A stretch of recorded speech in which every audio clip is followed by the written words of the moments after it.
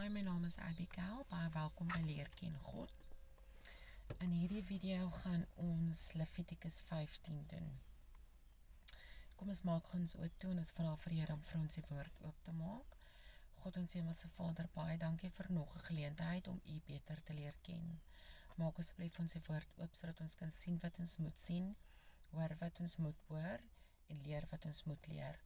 Ons bid dit in die naam van Jesus Christus. Amen. Die opskrif is wette aangaande onrein mans en vroue.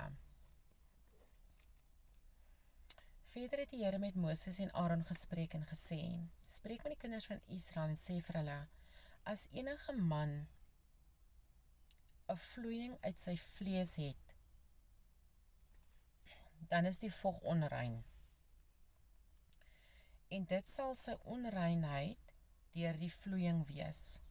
As sy vlees die vog laat loop, of sy vlees verstop raak van die vog, dit is 'n onrein in hom.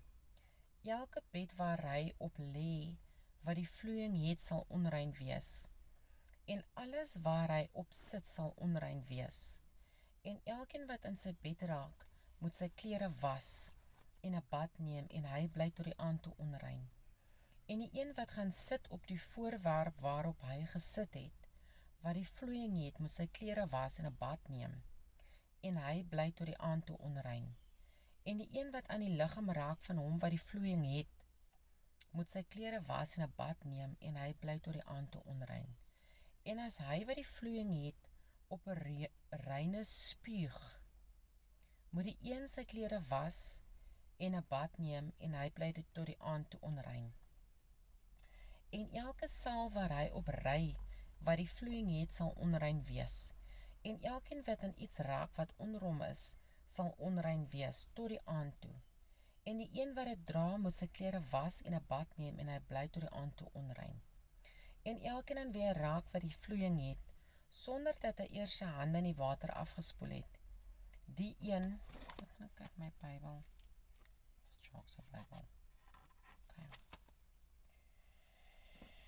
En elkeen aan wie hy raak wat die vloeiing het, sonder dat hy eers sy hande in die water afgespoel het, die een moet sy klere was en 'n bad neem, en hy bly tot die aand toe onrein. Ook die erdegoed wat hy aanraak wat die vloeiing het, moet stikkend gebreek word, maar al die voorwerpe van hout moet in die water afgespoel word. En as hy wat die vloeiing het, van sy vloeiing rein word, moet hy 7 dae tel na sy reiniging en sy klere was en sy liggaam in vars water bad, dan sal hy rein wees. En op die 8ste dag moet hy vir hom 2 tortelduwe of 2 jong duwe neem, en voor die aangesig van die Here kom, by die ingang van die tent van samekoms, en die aan die priester gee.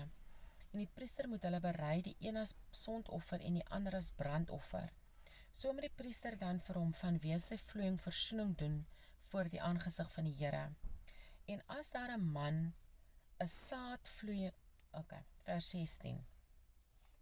En as daar van 'n man 'n saadvloeiing uitgaan, moet hy sy hele liggaam in die water bad, en hy sal tot die aand toe onrein wees.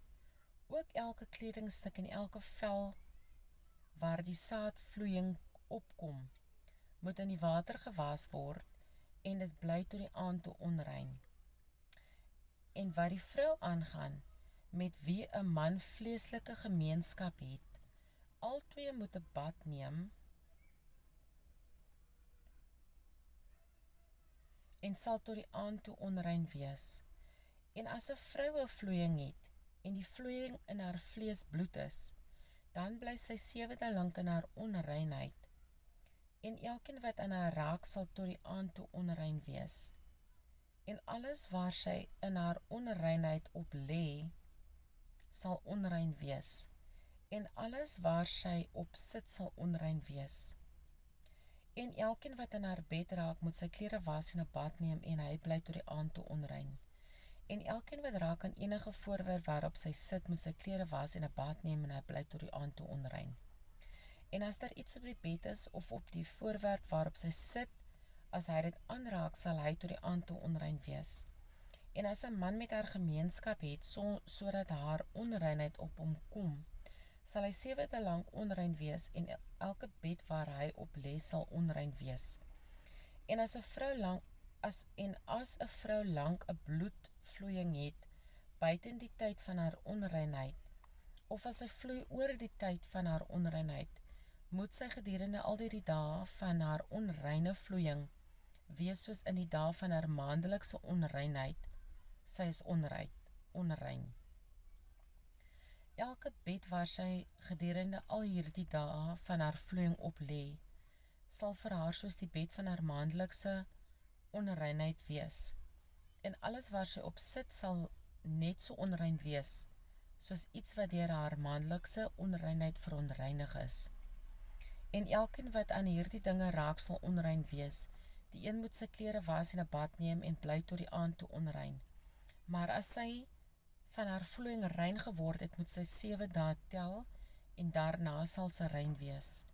En op die 8ste dag moet sy vir haar 2 tortelduwe of 2 jong duwe neem en by die ingang van die tent van samekoms na die priester bring. Dan moet die priester die een as sondoffer en die ander as brandoffer berei. En die priester moet vanweë haar onreine vloeiing vir haar versoening doen voor die aangesig van die Here.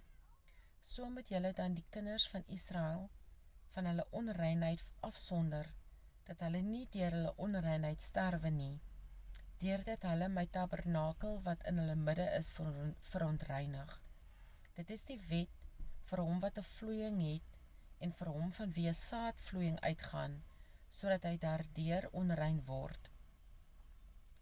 En vir die vrou wat deur haar onreinheid onwel is, en vir die een wat aan 'n vloeiing ly, man of vrou, en vir 'n man wat met 'n onrein vrou gemeenskap het. Nou, ek weet nie van wat se vloeiing praat hulle van die man nie, en ja, ek gaan nie myself uitlaat, want ek het nie 'n klou waarvan hulle praat hierso nie.